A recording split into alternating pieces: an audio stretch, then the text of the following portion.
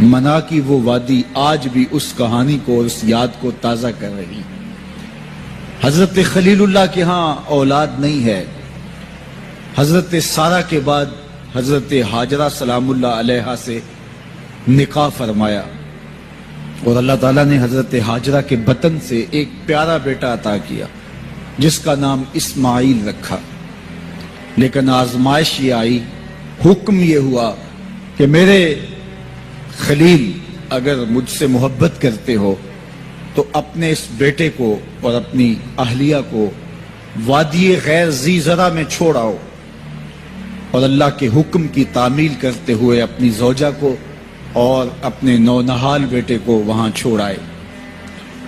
پھر 13 سال کی عمر کو جب حضرت اسماعیل پہنچے تو حضرت خلیل اللہ ملنے گئے. ایک خواب دیکھا.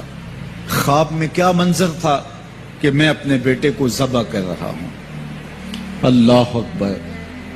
یہ کوئی آسان کام نہیں تھا، لیکن نبی کا خواب بمنزلہ وحی ہوتا ہے. ہمارے خواب شیطانی وسوسے بھی ہوتے ہیں، الجھے ہوئے خیالات کا عکس ادغاث احلام بھی ہوتے ہیں، اور ہمارے کچھ خواب اچھے بھی ہوتے ہیں. نبوت کا 46واں حصہ بھی خوابوں کو کہا گیا ہے، اچھے خوابوں کو. لیکن نبی کا خواب محض خیر پر مشتمل ہوتا ہے اور شیطان کے وسوسے کا نتیجہ نہیں ہوتا. یہ اللہ کی طرف سے نبی کو القاء کی گئی بات ہوتی ہے. اب حضرت ابراہیم علیہ السلام کو خواب یہ آتا ہے کہ میں اپنے بیٹے کو ذبح کر رہا ہوں. 13 سال کا نونہال بیٹا، اور بیٹا بھی وہ جو اللہ سے دعائیں مانگ مانگ کے لیا گیا. حکم ہے کہ اس بیٹے کو میری رضا کے لیے ذبح کر دو. اللہ اکبر! حضرت خلیل اللہ اٹھے، بیدار ہوئے اور اس خواب کی تکمیل کے لیے آمادہ ہو گئے. اپنی زوجہ سے کہا، زوجہ محترمہ حضرت ہاجرہ سلام اللہ علیہا سے کہا کہ بیٹے کو تیار کر دو، دوست کی دعوت پہ لے جانا ہے. خلیل عربی میں دوست کہتے ہیں، اور اللہ نے حضرت ابراہیم کو خلیل اللہ اپنا دوست قرار دیا تھا. تو کہا دوست کے بلاوے پہ جانا ہے، دوست کی دعوت پہ جانا ہے، تو بیٹے کو تیار کر دو. حضرت ہاجرہ شہزادے کو تیار کر دیتی ہیں، مانگ سجاتی ہیں، تیل لگاتی ہیں، خوبصورت کپڑے پہناتی ہیں. بیٹا تیار ہوتا ہے اور باپ اپنے بیٹے کو لے کر کے منا کی وادی کی جانب بڑھتا ہے. شیطان سمجھا کہ یہ موقع کتنا نازک ہے، اور اگر یہ قربانی ہو گئی تو قیامت تک آنے والے لوگوں کے لیے یہ نمونہ ہوگی. اتنا بڑا ایثار.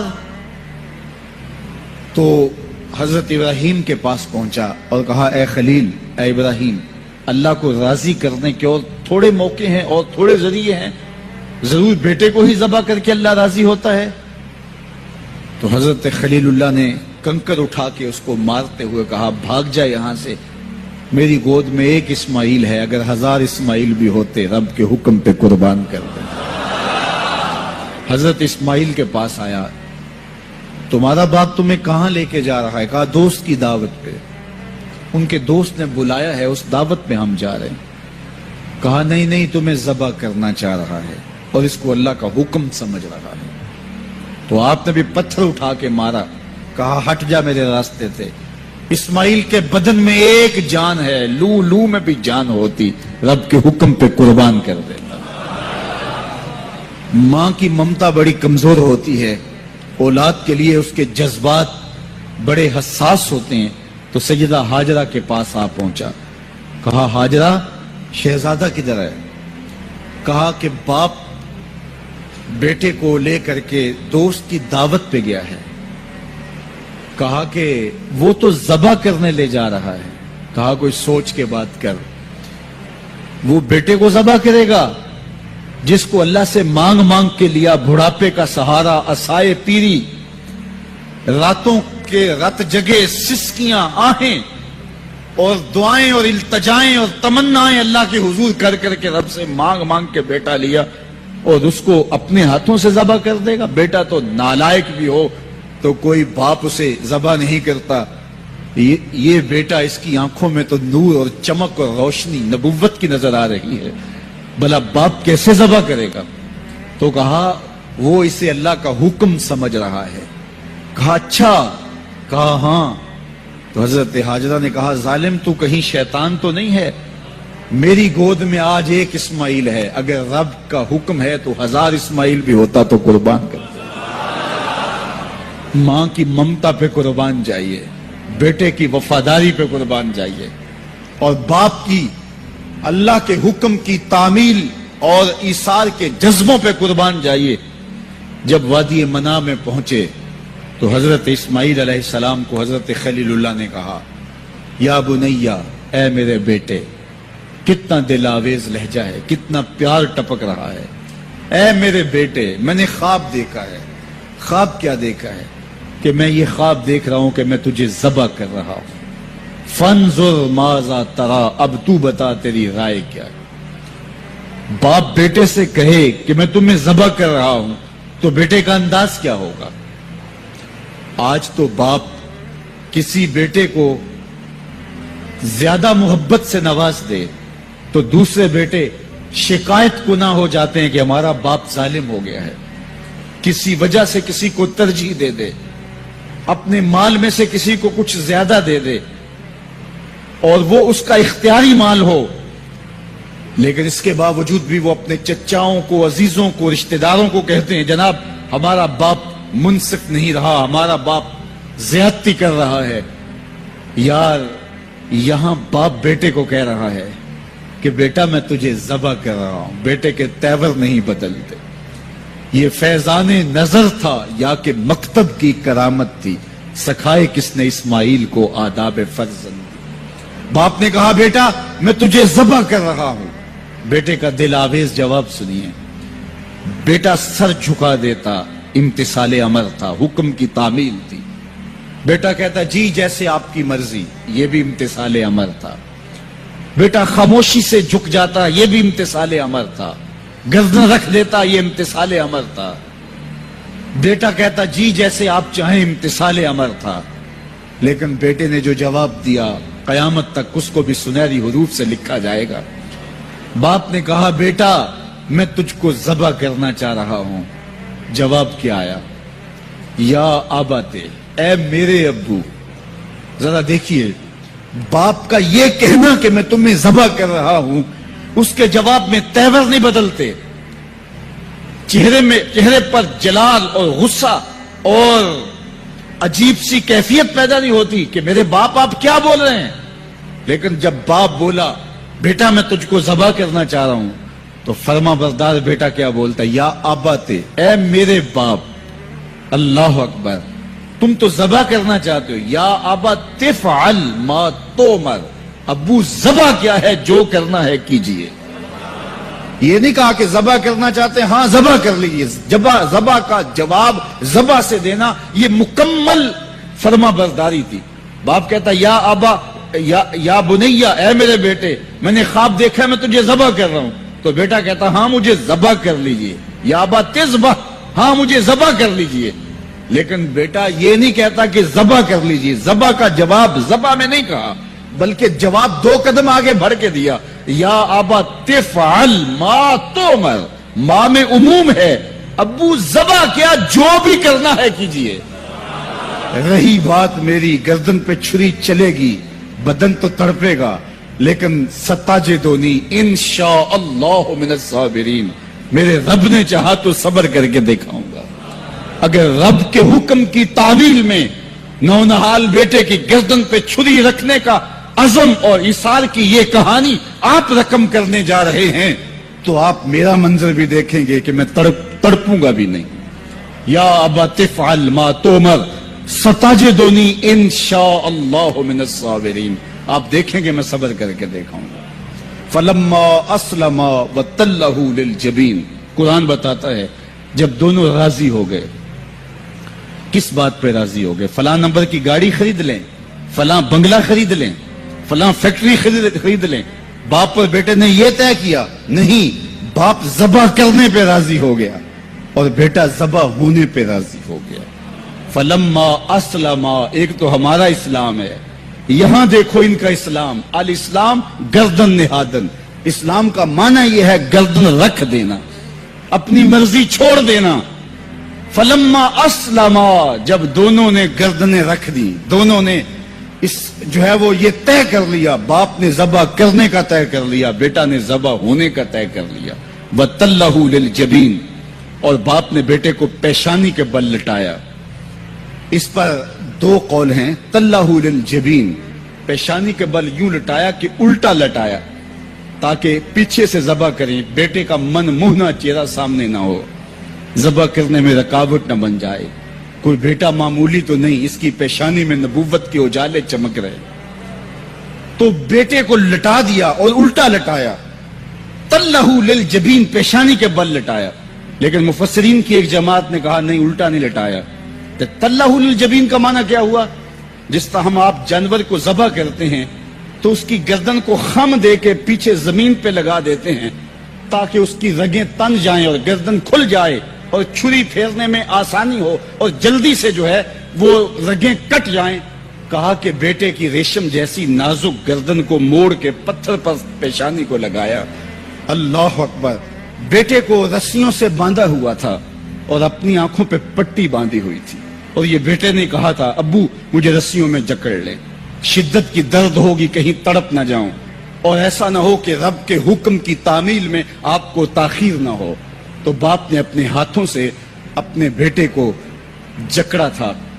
لیکن جو ہی چھری پکڑ کے باپ بیٹے کو ذبح کرنے لگا، بیٹے نے آواز دی ابا جان رک جائیے. کیوں بیٹا، پروگرام تبدیل ہو گیا؟ کہا نہیں، یہ میری رسیاں اتار دیجئے. بیٹا کیوں اتاروں، خود تو کہا تھا مجھے رسیوں سے جکڑ لو. ابا جان میری رسیاں اتار دیجئے، کہیں کل کا مورخ یہ نہ لکھے باپ ذبح کرنا چاہتا تھا، بیٹا ہونا نہیں چاہتا تھا. باپ نے باندھ کے کیا. کھول دیجئے رسیاں، نہیں تڑپوں گا. اللہ اکبر. رسیاں کھول دی جاتی ہیں. کائنات نے ایسا منظر کبھی دیکھا نہیں تھا، چشم فلک نے ایسا نظارہ کبھی کیا نہیں تھا. منا کی وادی ہے، فولاد جیسے پگھلے ہوئے پہاڑ ہیں، آسمان سے فرشتے بھی جھک جھک کے حورے غلمان اور رضوان جنت بھی دیکھ رہے ہیں. مالک قیامت آنے والی ہے. کہا فرشتوں تم نے کہا تھا انسان کو خلیفہ بنایا جا رہا ہے، یہ تو لڑائی کریں گے، سجدے تو ہم کریں گے، ذرا میرے بندے کی اس انوکھی ادا کو بھی تو دیکھو.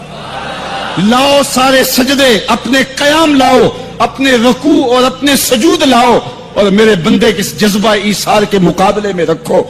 اللہ اکبر. حضرت خلیل اپنے نونہال بیٹے کو فلما اسلما وتلہ للجبین، قرآن نے منظر نگاری کی ہے کہ جب باپ بیٹا راضی ہو گئے، باپ ذبح کرنے پہ راضی ہو گیا.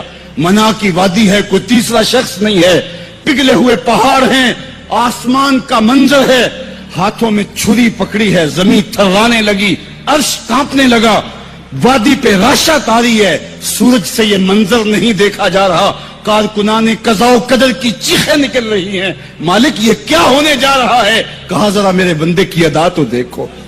پھر ہاتھوں میں چھری پکڑ کے آنکھوں پہ پٹی بندھی ہے اور نونہال لیٹا ہے اور پیشانی موڑ کر کے، گردن موڑ کر کے پیشانی زمین پہ لگائی اور تنی ہوئی رگوں پر حضرت خلیل اللہ نے جب چھری پکڑ کے چھری کو پوری ہمت کے ساتھ بیٹے کو ذبح کرنے کے لیے جنبش دی. چھری تو جنبش کرتی ہے لیکن ایک بال بھی نہیں کٹتا.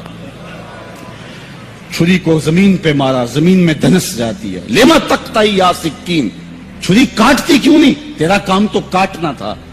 آواز آئی الخلیل یامرنی والجلیل ینہانی. خلیل کاٹنے کا کہتا ہے، رب جلیل کہتا ہے خبردار ایک بال بھی کاٹا تھا. کہا چھری تیرا کام تو کاٹنا تھا. حضرت آگ کا کام بھی تو جلانا تھا. جس نے آگ کو جلانے سے روکا تھا آج اسی کا حکم میرے نام بھی ہے کہ ایک بال بھی نہیں کاٹنا. اس سے راستہ اختیار کیا جا سکتا تھا نکلنے کا. میں نے تو چھری چلائی، اب کیا کروں، چھری نے کام نہیں کیا. شکر ہوا بیٹا بچ گیا، لیکن نہیں. خلیل سمجھے شاید کوئی دل میں نرمی پیدا ہوئی تو رب نے چھری کو روک دیا. چھری کو پھر پتھر پہ رگڑا، تیز کیا اور چھری کی نوک کو نازک گلے پہ رکھ کے پورا وزن ڈال دیا. گلا کٹ گیا، خون بہنے لگا. حضرت خلیل خوش ہو گئے. کتنا مشکل کام تھا بیٹے کو ذبح کرنا، میں کر دیا. جلدی سے آنکھوں سے پٹی کھولی تو کہا، دیکھا کیا کہ منظر بدلا ہوا تھا. بیٹا سمجھ کے جسے ذبح کیا تھا وہ بیٹا نہیں تھا، وہ دمبا تھا. اور حضرت اسماعیل پاس کھڑے مسکرا رہے تھے.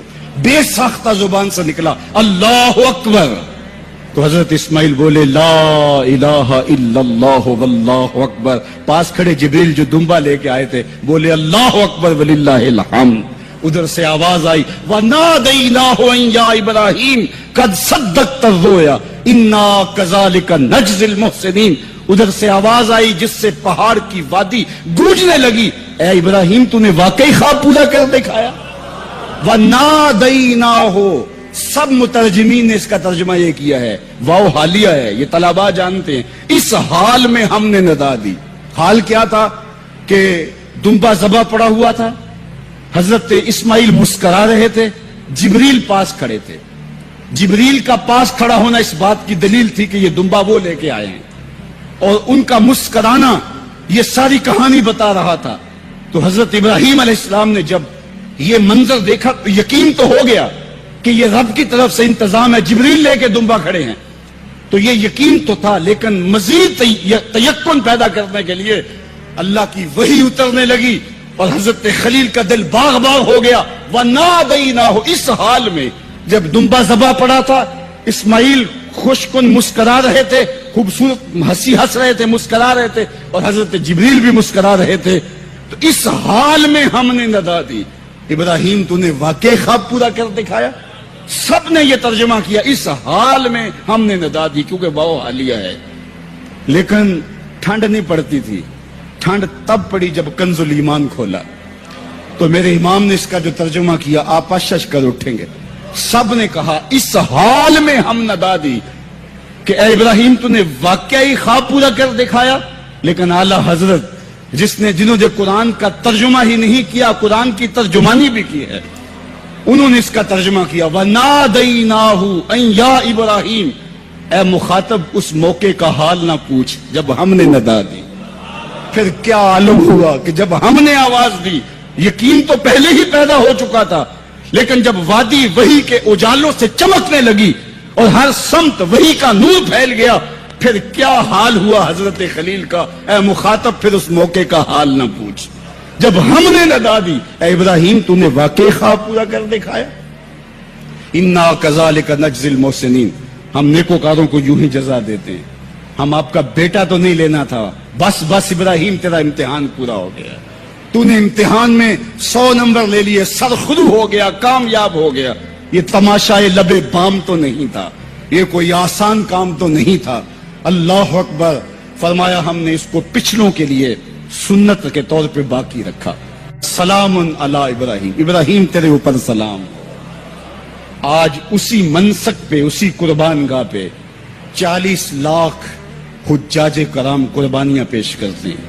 کوئی 2 قربانیاں, کوئی 5 قربانیاں, بعض 100 اونٹ پیش کر رہے ہوتے ہیں. اللہ اکبر. صدیاں گزر گئیں. یہ تو صرف منا کی قربان گاہ ہے. پوری دنیا پہ پھیلے ہوئے مسلمان اس دن جانور ذبح کر رہے ہوتے ہیں. عید کے دن قریب آتے ہیں تو میں گزرتا ہوں سڑکوں, بازاروں اور گلیوں سے, ہر سمت لوگ موٹے تازے جانور لیے گھوم رہے ہوتے ہیں, اور سڑکوں کے اوپر جانوروں کے جو ہیں وہ ٹھٹ لگے ہوئے ہوتے ہیں. تو میری زبان سے بے ساختہ یہی جملے نکلتے ہیں سلام علی کرتا ہے. لیکن جناب ابراہیم کہتے ہیں کہ ان تماثیل کے آگے تم آسن مارے بیٹھے ہو جو اپنا دفاع بھی نہیں کر سکتے اور اپنی ضرورت کی تکمیل بھی نہیں کر سکتے, تمہاری ضرورتوں کو کیسے پورا کریں گے؟ تو یہ میرے رب نہیں ہو سکتے. شمس و قمر کو, چاند کو, سورج کو, ستاروں کو پوچھتے ہو, اچھا یہ چاند یہ ستارے رب ہے. تو جب ڈوب گئے تو کہا کہ جو ڈوبنے والے ہیں وہ میرے رب تو نہیں ہو سکتے. مجھے رب کی ضرورت پڑ جائے, رب ڈوبا ہوا ہو, تو مجھے تو وہ چاہیے جو ہر وقت حاضر ہو.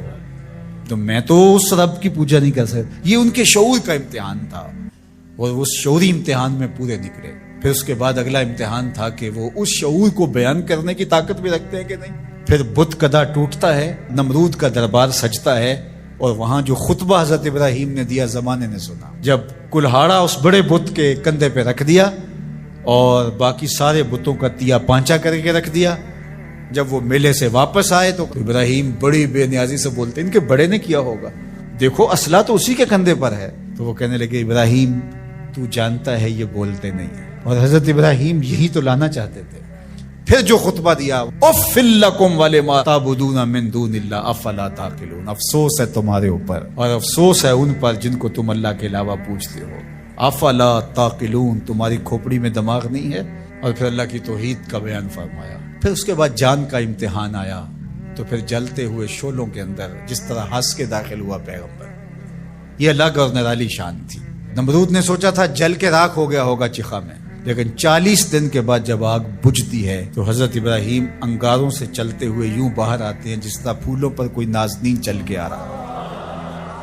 پھر 87 سال عمر ہے. اللہ تعالیٰ پھر حضرت ہاجرہ کے بطن سے حضرت اسماعیل کی صورت میں اولاد عطا کرتا ہے. اب اتنی بڑھاپے کی عمر میں اولاد نصیب ہو تو انسان کا جی چاہتا ہے سارے کام کاج چھوڑ کے گھر بیٹھ جاؤں اور میں اپنی اولاد کے چہرے کی بلائیں لوں، لیکن حکم ہوتا ہے اپنی زوجہ کو بھی اور اپنے نو مولود بیٹے کو بھی ایسی وادی میں چھوڑاؤ جہاں کوئی سبزہ بھی نہیں ہوگا. اللہ اکبر. پھر اسماعیل علیہ السلام کی ایڑیوں کے رگڑنے سے زمزم جاری ہوتا ہے. اب ذرا دیکھیے ایک ایسا امتحان آتا ہے اگر کو ہمالیہ پہ بھی ڈال دیا جاتا اس کا پتا بھی پانی ہو جاتا. فلما بلغ معہ السعی، جب وہ ان کے ساتھ چلنے پھرنے کے قابل ہوا. ابراہیم علیہ السلام خواب دیکھتے ہیں اور خواب کیا دیکھتے ہیں کہ میں بیٹے کو ذبح کر رہا ہوں. فلما اسلما، جب دونوں راضی ہو گئے باپ ذبح کرنے پہ اور بیٹا ذبح ہونے پہ. اب باپ کی آنکھوں پہ پٹی بندھی ہے، ہاتھ میں چھری ہے. 100 سال کا بوڑھا باپ، جبل سبیر کا دامن منع کی وادی، کارکنان قضاء و قدر دم بخود ہیں. شمس و قمر، یہ منظر آج سے قبل انہوں نے نہیں دیکھا تھا. اور سورج بادلوں کی اوٹ میں منہ چھپانے کی کوشش کر رہا ہے کہ یہ منظر مجھ سے نہیں دیکھا جائے گا. حوروں کی چیخیں نکل رہی ہے، کائنات تھرا رہی ہے، مالک قیامت آنے والی. اور مالک بھی فرشتوں سے کہہ رہا تھا کہ تم کہتے تھے نا کہ سجدے ہم کریں گے، تسبیحات ہم کریں گے، انسان تو دیگا مشتیاں کرے گا. ذرا میرے بندے کی اس ادا کو بھی دیکھو، میرے حکم کی تعمیل پر میرے بندے کی اس انوکھی ادا کو بھی دیکھو. چھری کی نوک حلق کے اوپر رکھ کے پورا وزن ڈال دیا، گلا کٹ گیا، خون بہنے لگا. ابراہیم علیہ السلام ایک عجیب کیفیت میں، کیا کیفیت ہو سکتی ہے میرے پاس تو لفظ نہیں ہے. اللہ اکبر. جلدی سے جو ہے وہ آنکھوں سے پٹی کھولتے ہیں تو دیکھتے ہیں کہ منظر بدلا ہوا ہے. بیٹا سمجھ کے جس کو ذبح کیا وہ تو دمبا تھا، اور اسماعیل علیہ السلام پاس کھڑے مسکرا رہے ہیں اور پاس حضرت جبریل امین بھی کھڑے ہیں. یہ اس بات کا عملی ثبوت ہے یہ وہ دمبا لے کے آئے. تو بے ساختہ جناب ابراہیم علیہ السلام کی زبان پر جو لفظ آیا وہ یہ تھا، اللہ اکبر، اللہ اکبر. تو حضرت اسماعیل بولے لا الہ الا اللہ واللہ اکبر. پاس کھڑے جبریل بولے اللہ اکبر وللہ الحمد. اللہ نے کہا اے ابراہیم تمہاری قربانی کی سنت کو بھی قیامت تک جاری رکھیں گے، تمہاری زبانوں سے نکلے ہوئے جملے بھی مرنے نہیں دیں. وَنَادَيْنَاهُ أَن يَا إِبْرَاهِيمُ قَدْ صَدَّقْتَ الرُّؤْيَا إِنَّا كَذَلِكَ نَجْزِي الْمُحْسِنِينَ. اس حال میں ہم نے ندا دی ابراہیم تو نے واقعی خواب پورا کر دکھایا. إِنَّ هَذَا لَهُوَ الْبَلَاءُ الْمُبِينُ. اللہ فرماتا ہے یہ بہت بڑا امتحان تھا، یہ چھوٹا امتحان نہیں تھا. اور پھر میرا رب ہو کے کیا کہتا ہے، سلام علی ابراہیم، اے ابراہیم تیرے اوپر سلامتیاں نازل ہو. اللہ اکبر. پرسوں بھی میں کسی منڈی کے قریب سے گزرا، کہتے ہیں اس علاقے کی سب سے بڑی منڈی ہے. تو ہزاروں جانور، ہجوم محبت، اور سڑکوں پر، گلیوں میں، بازاروں میں کوئی یہاں گائے لے کے جا رہا ہے، کوئی بیل، کوئی اونٹ اٹھا کے لے کے جا رہا ہے. تو بے ساختہ میری زبان سے یہی نکلتا ہے سلام علی ابراہیم، ابراہیم تیرے اوپر سلامتیاں نازل ہوں. اللہ اکبر. اور اس قربان گاہ پر، جس قربان گاہ پر حضرت اسماعیل کو لے کر کے چلے تھے منا کی وادی میں جبل سبیر کے پاس، وہاں 25 لاکھ حجاج جانور ذبح کریں گے. تو منا کی وادی اس گونج سے منور ہوگی، آواز آ رہی ہوگی سلام علی ابراہیم، ابراہیم تیرے اوپر سلامتی. ابراہیم علیہ السلام نے چھوٹا کام نہیں کیا، بہت بڑا کام کیا. لیکن میرے رب نے بھی پھر جو اعزاز دیا، جو تکریم دیا. عرض کی گئی یا رسول اللہ یہ قربانیاں کیا ہیں؟ فرمایا تمہارے باپ ابراہیم کی سنت ہے. قیامت تک وہ نقشہ ہماری آنکھوں کے سامنے رہے گا اور لوگ اپنے قیمتی متاع کو اس طرح قربان کرتے رہیں گے. ہمارے ایک بزرگ فرمایا کرتے تھے کہ ہر بندے کا کوئی نہ کوئی اسماعیل ہوتا ہے. جب تک وہ اپنے اسماعیل کی گردن پر چھری نہیں رکھتا رب کا قرب نصیب نہیں ہوتا۔ تو اپنی عزیز ترین متاع اللہ کی راہ میں قربان کرنے کا موقع آ جائے، وہ جان ہو، وہ اولاد ہو، وہ مال ہو، وہ منصب ہو، جب حالات تقاضا کریں اور آپ کو لگے کہ میرے مالک کا مجھ سے یہ تقاضا ہے، تو راہ خدا کے اندر قربان کرنے کا جب یہ جذبہ اس لیول تک پہنچ جائے تو پھر آپ اس نور سے مالا مال ہوتے ہیں، اس فیض سے فیض یاب ہوتے ہیں۔ ہمارے لیے یہ واقعات اس لیے رکھے، ہم تو چھوٹے چھوٹے امتحانوں سے ڈر جاتے ہیں، ہمیں بڑے امتحان بھی دینے پڑے تو ہمارے بڑوں کی سیرت یہ ہے کہ ہم کشادہ دلی کے ساتھ، خوش دلی کے ساتھ ان امتحانوں سے گزریں، پھر ہمارے رب کی رحمتیں اور کرم نوازیاں ہمارے شامل حال ہوں گی۔